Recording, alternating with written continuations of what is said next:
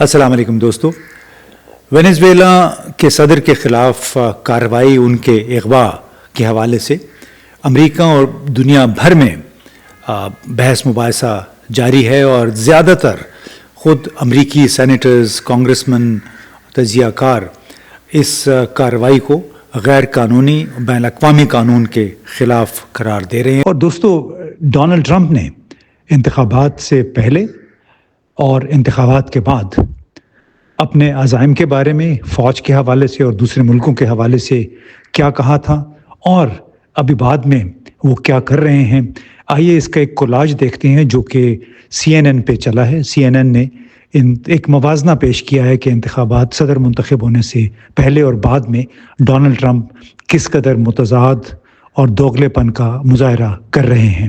Compare what he's been saying lately in the last few days about foreign interventions to the kinds of things he said previously when it comes to the campaign trail and as he was running for office.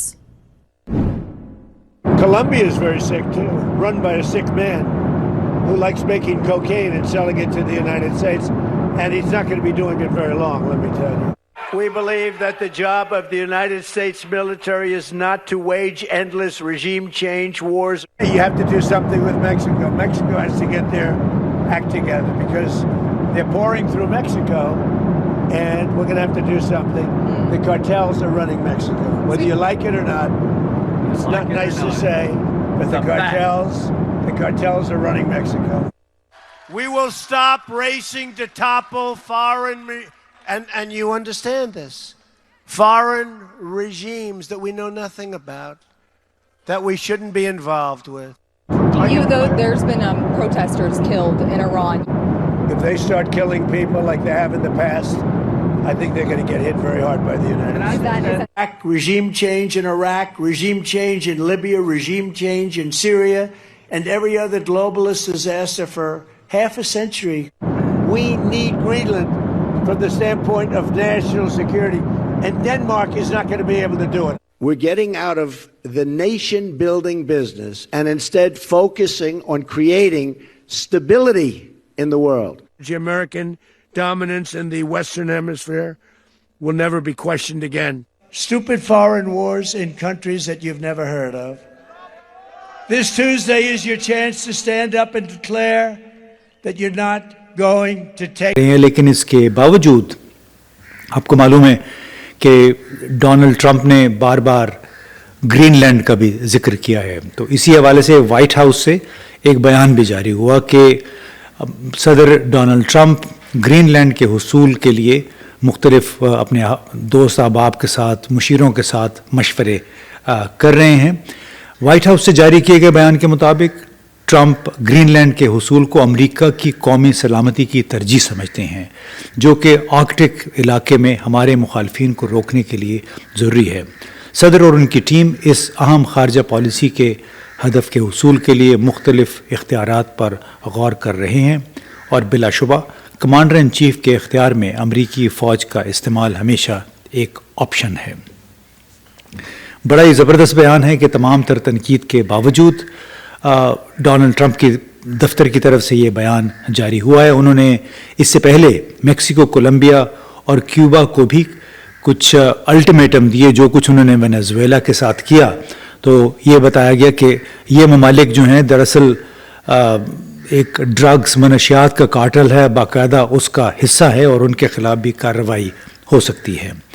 اب یہ کوئی نئی بات نہیں ہے۔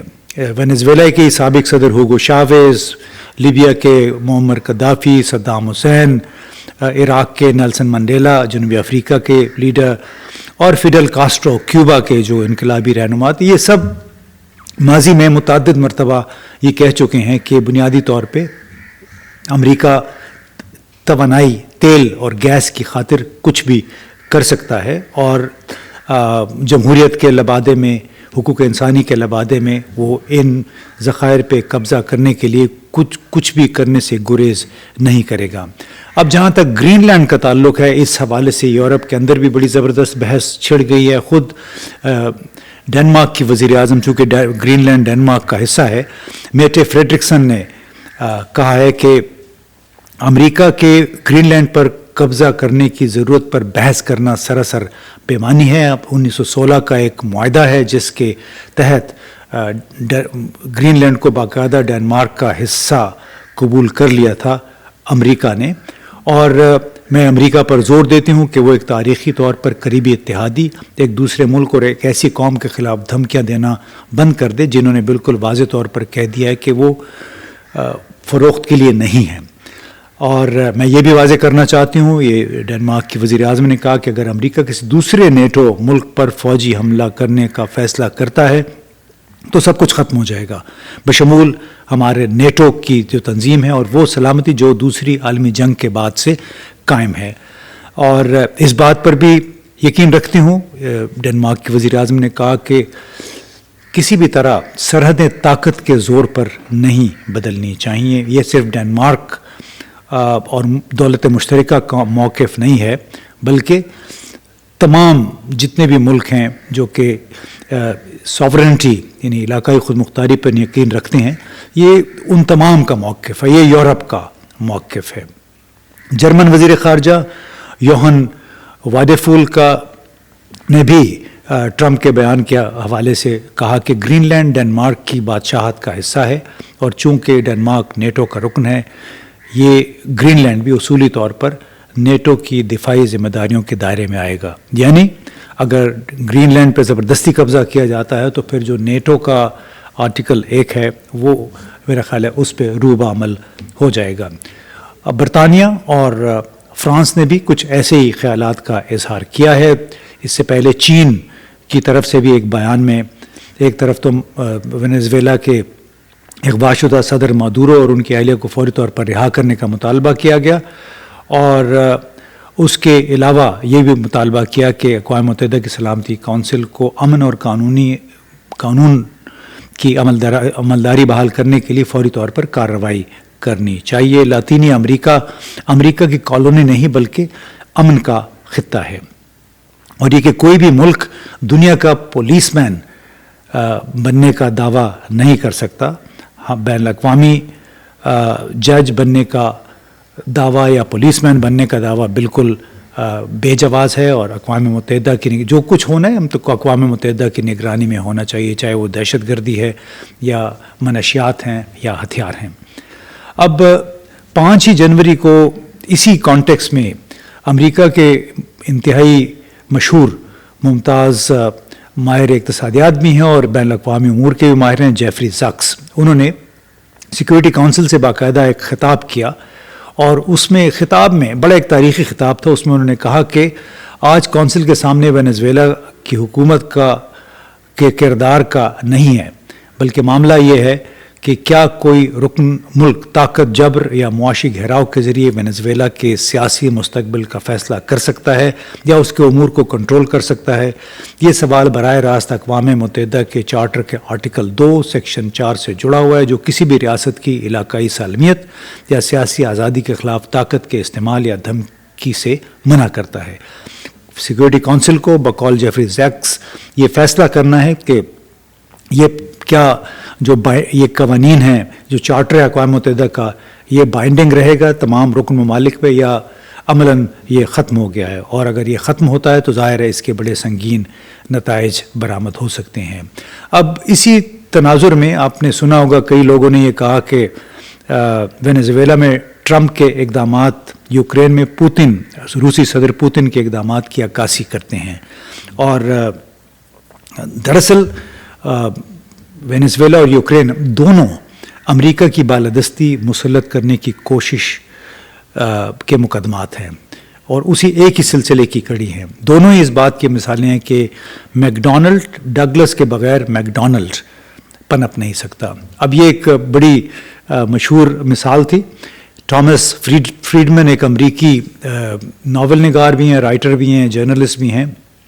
انہوں نے اپنی کتاب 1999 میں لکھی the Lexus and the Olive tree.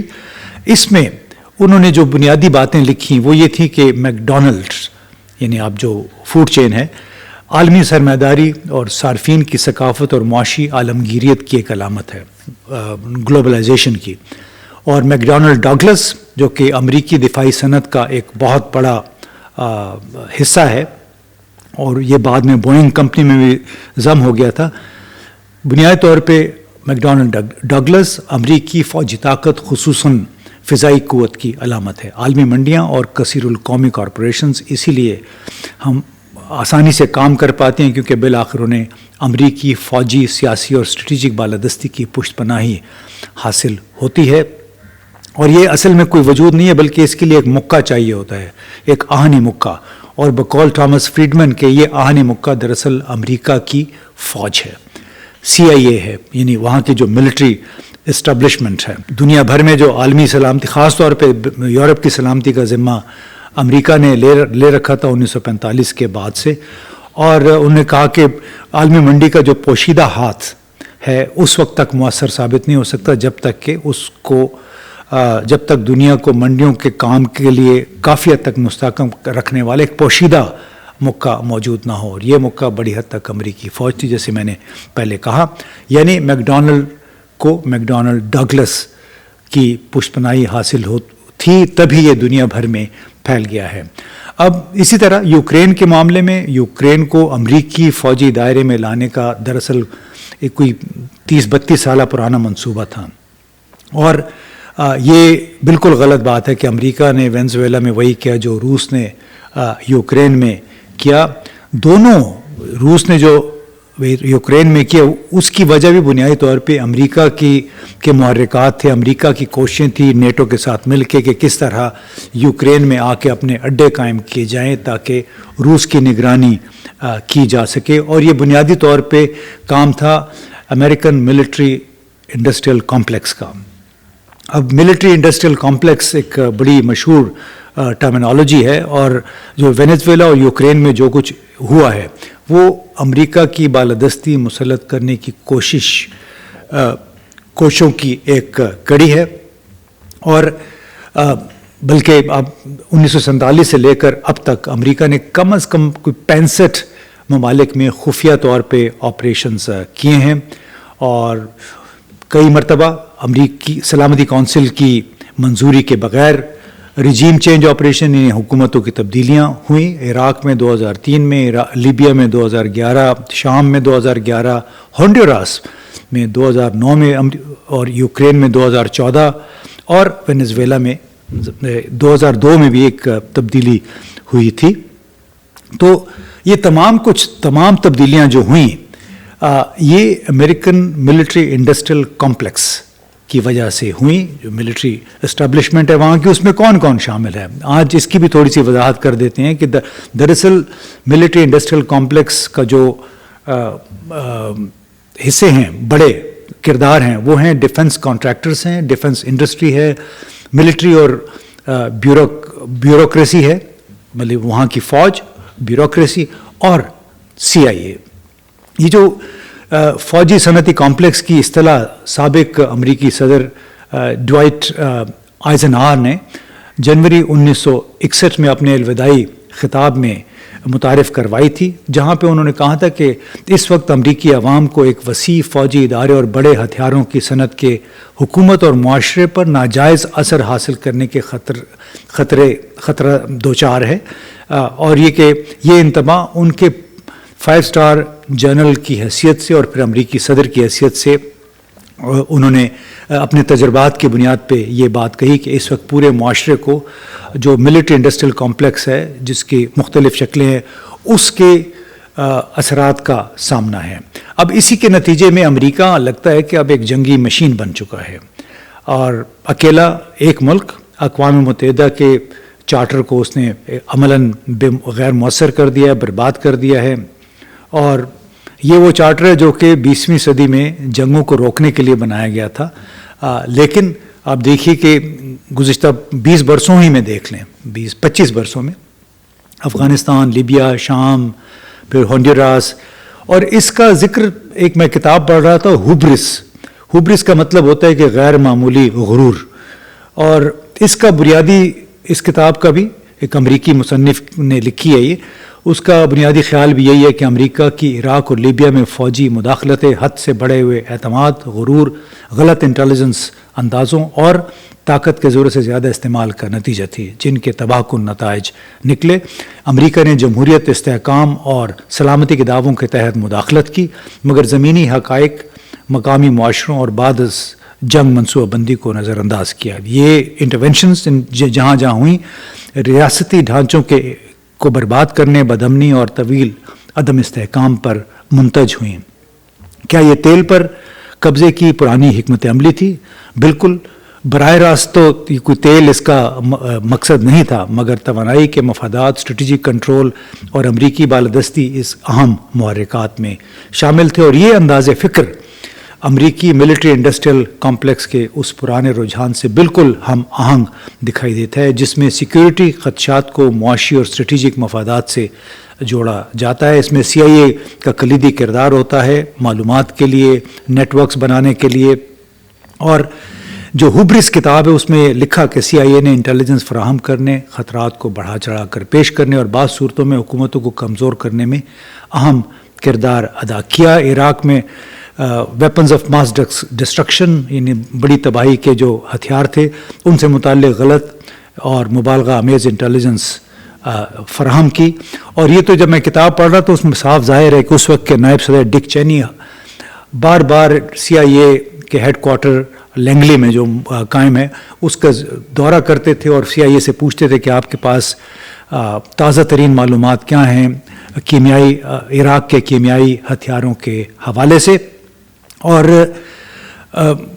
ایک بات بڑی واضح تھی کہ چاہے وہ صدر بش تھے اس وقت، جارج بش، یا ڈک چینی، فیصلہ انہوں نے کر لیا تھا کہ ہم نے عراق پر حملہ کرنا ہے۔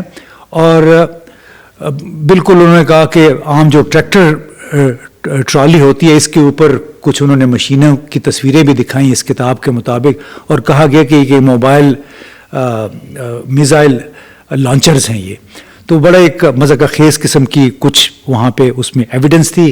آپ کو معلوم ہے کہ ٹونی بلیئر بھی اس معاملے میں پھر بہت بدنام ہوئے تھے، سابق برطانوی وزیر اعظم۔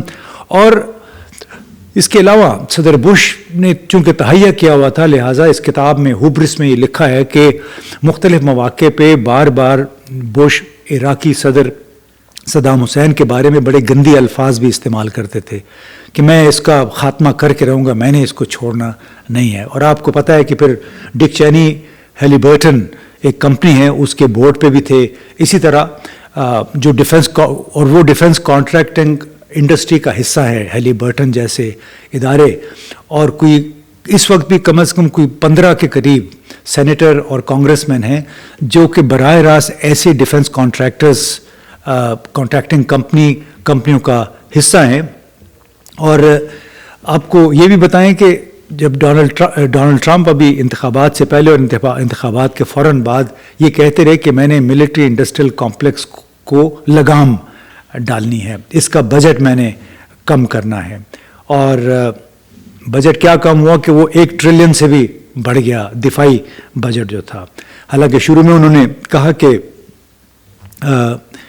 ہم ممکنہ طور پر فوج کے اندر ہونے والے فوجی بجٹ کے اندر ہونے والے فراڈ کا جائزہ لیں گے، اربوں سینکڑوں ڈالر کا فراڈ اور غلط استعمال یا جہاں پہ ہوا ہے، اور میں نے اس کا سراغ لگانا ہے کیونکہ مجھے عوام نے اسی بنیاد پہ منتخب کیا ہے۔ اور امریکی سیکریٹری دفاع پیٹ ہیکسیتس نے بھی ایک انٹرویو میں کہا کہ وہ فوج کے اخراجات کی باریکی سے جانچ پڑتال کرنے کا خیر مقدم کرتے ہیں، کیونکہ ہم جب ڈالر خرچ کرتے ہیں تو ہمیں یہ بھی پتہ ہونا چاہیے کہ وہ کہاں اور کیوں جا رہے ہیں، اور دفاعی محکمے میں یہ شفافیت موجود ہے کہ نہیں ہے۔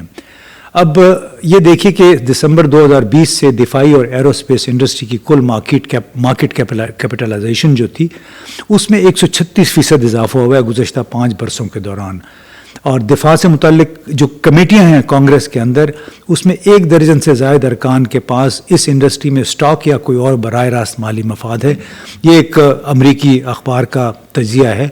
اور 2019 میں ڈیفنس ڈپارٹمنٹ میں جو جتنے بھی ان کے کانٹریکٹرز تھے 381 ارب ڈالر ان کو دیے، جبکہ 2024 میں ڈیفنس کانٹریکٹرز کے لیے ادائیگیاں جو ہیں وہ 445 ارب ڈالر ہو گئیں۔ اور حکومت کے دعوے کے باوجود تمام شعبوں میں گہری کٹوتیاں ہوئیں، لیکن دفاع میں 13.4% کا اضافہ کیا ڈونلڈ ٹرمپ نے اپنے پہلے بجٹ میں۔ اور پھر ایک اور اہم بات کہ 2019-18 کے بعد سے جتنے بھی آڈٹ ہوئے ہیں پینٹاگون کے، صحافی کے بقول جس نے آرٹیکل لکھا کہ ہر آڈٹ میں کمیاں خامیاں نظر آئیں، ہر آڈٹ میں پینٹاگون ناکام ہوا ہے۔ اب یہ تمام باتیں میں نے اس لیے کہیں کہ بار بار ملٹری انڈسٹریل کمپلیکس کی بات ہوتی ہے کہ آخر اس کا مقصد کیا، یہ کیا ہے، اور دوسرے کہ وینیزویلا میں امریکہ نے جو کام کیا یا یہ کیا کوئی نئی بات ہے؟ بالکل نئی بات نہیں ہے، ماضی میں یہ سارا کچھ ہوتا رہا ہے۔ فرق صرف یہ ہے کہ اس مرتبہ ڈونلڈ ٹرمپ نے کھلم کھلا کہہ دیا کہ ہمیں وہاں کی آئل چاہیے، حالانکہ عراق میں بھی جو جنگ کے بعد معاہدے ہوئے تھے عراقی تیل کے، وہ اس کا کنٹرول آج بھی امریکہ کے پاس ہے۔ لیبیا میں بھی اس وقت جو تیل پیدا کرنے والے علاقے ہیں خلیفہ حفتار، اس کا کنٹرول بھی عملاً امریکہ کے پاس ہے، اور عراق کے جتنی بھی تیل کی آمدنی ہوتی ہے اس کا بل عراق پیش کرتا ہے اب اپنی برآمدات کا، اور اس کے بدلے پھر امریکہ وہ پیسے فراہم کرتا ہے، واپس ریلیز کرتا ہے عراق کی حکومت کو۔ تو بنیادی طور پہ یہ ایک پرانی کہانی ہے، ہم نے نئے صورت میں دیکھی کہ ایک خود مختار ملک کے صدر کو اغوا کر لیا گیا رات کے اندھیرے میں، اور بظاہر وہاں کی فوج کو، وہاں کی فوجی قیادت کو ساتھ ملا کر۔ اس کے ساتھ ساتھ ایک اور خبر یہ بھی آئی ہے کہ ہو سکتا ہے کہ جتنے بھی صدر مدورو کے پرائیویٹ سیکیورٹی تھی، اس میں درجنوں لوگ تھے، شاید ان سب کو بھی ہلاک کر دیا گیا ہے اس ریڈ کے دوران جس میں صدر مدورو کو گرفتار کیا گیا۔ معلوم نہیں حقیقت کیا ہے، لیکن بہت جلد معلوم ہو جائے گی۔ بہت بہت شکریہ۔